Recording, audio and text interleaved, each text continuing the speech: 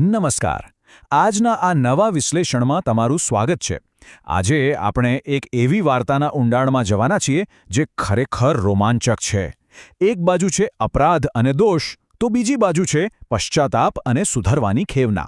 મતલબ એક એવું પાત્ર જેણે ભૂલો તો બહુ કરી છે, પણ હવે એને રિયલ લાઈફ હીરો બનવું છે.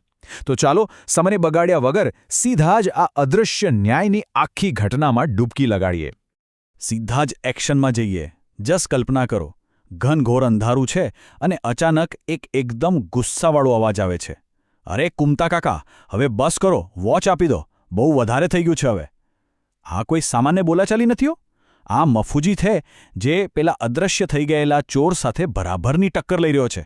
અને આ ડાયલોગ સાંભળીને જ આપણને આઈડિયા આવી જાય છે કે મામલો હવે હાથમાંથી સરકી રહ્યો છે. સહનશક્તિની લિમિટ હવે પૂરી થઈ ગઈ છે. ભાગ 1. નિરાશાજનક ભાગેડું અને એક અદૃશ્ય ચોરની દોડ. આ આખો સીન કેવો અફડાતફડીવાળો છે એ જુઓ. મફુજી હરીભાના ઘરે પહોંચે છે અને તરત જ પેલા ખાસ ચશ્મા પહેરી લે છે. અને ભાઈ, ચશ્મા પહેરતા જ પેલો અદૃશ્ય કુમતાજી એને ક્લિયર દેખાઈ જાય છે. મફુજી એને પકડવા ધસારો કરે છે, પણ કુમતાજી ગભરાઈને શું કરે છે ખબર છે? એકદમ ડેસ્પરેટ થઈને તે સીધી જ મફુજીની આંખમાં ધૂળ ફેંકે છે. બિચારો મફુજી આંખો ચોળતો રહી જાય છે અને કુમતાજી ફરીથી રાતના અંધારામાં છૂમંતર થઈ જાય છે. લિટરલી આ બતાવે છે કે તે પકડાઈ જવાના ડરથી કેટલો ફફડી રહ્યો છે. ભાગ 2. મધરાતનો પશ્ચાતાપ અને આત્માની અંધારી રાત. હવે પેલી અંધાધૂંધી પછી સીન એકદમ ધીમો પડે છે. રાતનો લગભગ 1 વાગ્યો છે. ગામના તળાવ અને મંદિર પાસે બિલકુલ નીરવ શાંતિ છે અને કુમતાજી ત્યાં સાવ એકલો બેઠો છે. આ સમયે એના મનમાં જે ચાલી રહ્યું છે ને, એ ખરેખર હૃદયસ્પર્શી છે.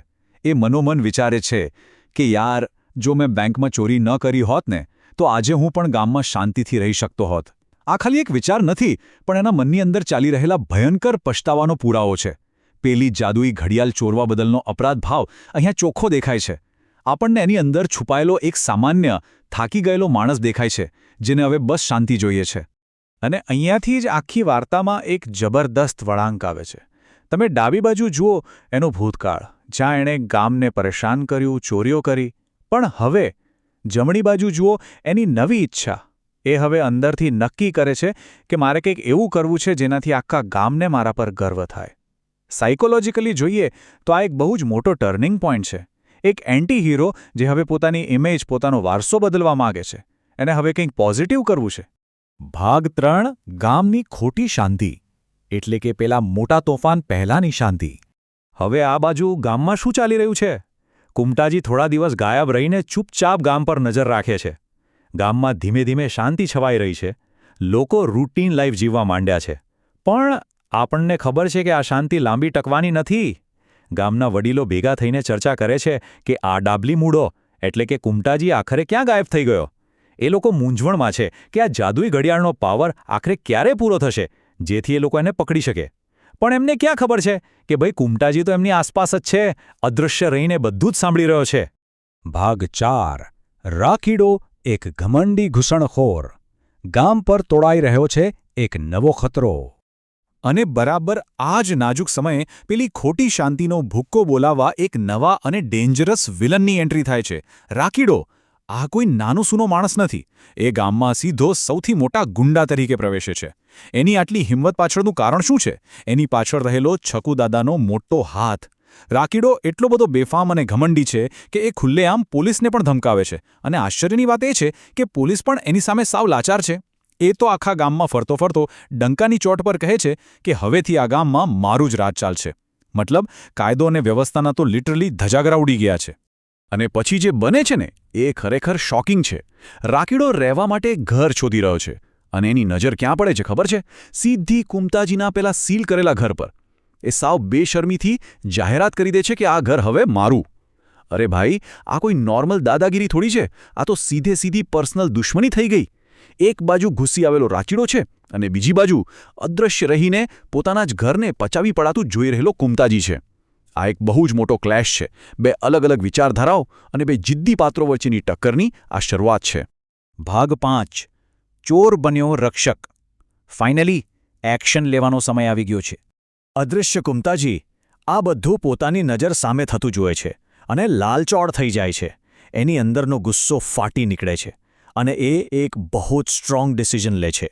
એ કહે છે, મેં આ ગામને ઘણું હેરાન કર્યું છે, પણ હવે મારે આ ગામ માટે કંઈક સારું કરવું જ પડશે.